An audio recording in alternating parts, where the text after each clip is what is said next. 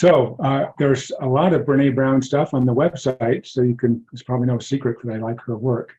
There's the 3-minute animated videos on blame and empathy, which got added just in the last year or so. So if you haven't seen those, go take a look at those. Those are week 6. And of course, there's the 21-minute talk of Brene's on vulnerability that went viral about 10 years ago. I just looked at it yesterday. It has had 18 million views. I was looking back at some of the things that she wrote. One of her books is called "I Thought It Was Just Me," and you've probably had the experience of being with somebody or a group of people, and you're nervous about sharing something, thinking that others are going to judge you because it was so personal, or it seemed like nobody else was thinking what you were thinking. But what happened was the opposite of what you expected, and when you shared it, it brought the other people closer to you, and that's really not unusual. And the complete subtitle of Brene Brown's book, "I Thought It Was Just Me," is just 2 words. It isn't. That's the whole subtitle.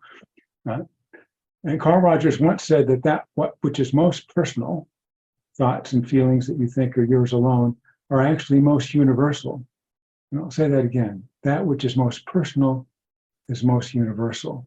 And that's actually a profound truth. It's most often what we think is only our thought is also shared by the people. They're just not saying it, don't have the courage that you might have had to share that. And I might have shared with you in another context or another meeting an interaction I had with an Intel executive 25 years ago that relates to this kind of dynamic. And I had to call him up, and his name was Paul, and tell him that I was going to miss an important meeting. A meeting actually that was called for me. And I was supposed to be flying to Portland to work out some technical issues with a product of mine. This is when I was doing computer work, and it was a product Intel was marketing. But I realized only a few days before that a special dinner that Lauren and I had planned for our daughter Tracy's birthday was on the very same day as the meeting. And I promised her I'd be there.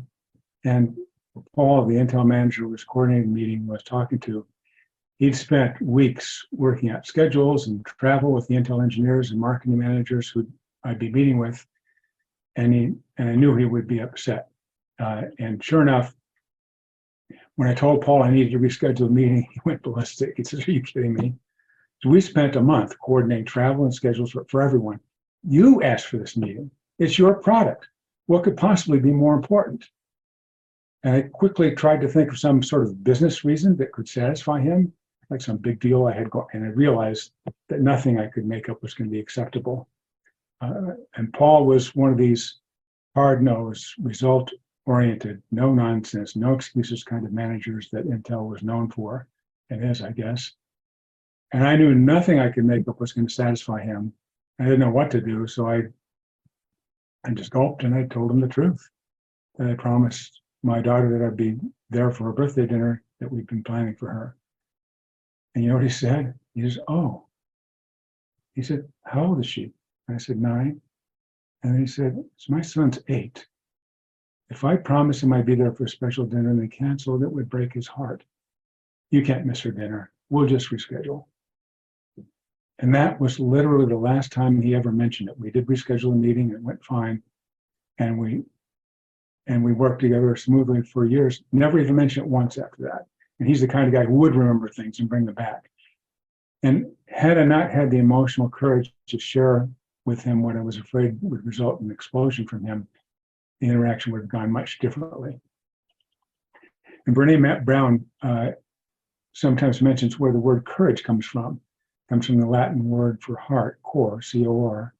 And she says that courage originally meant to speak one's mind by telling all one's heart.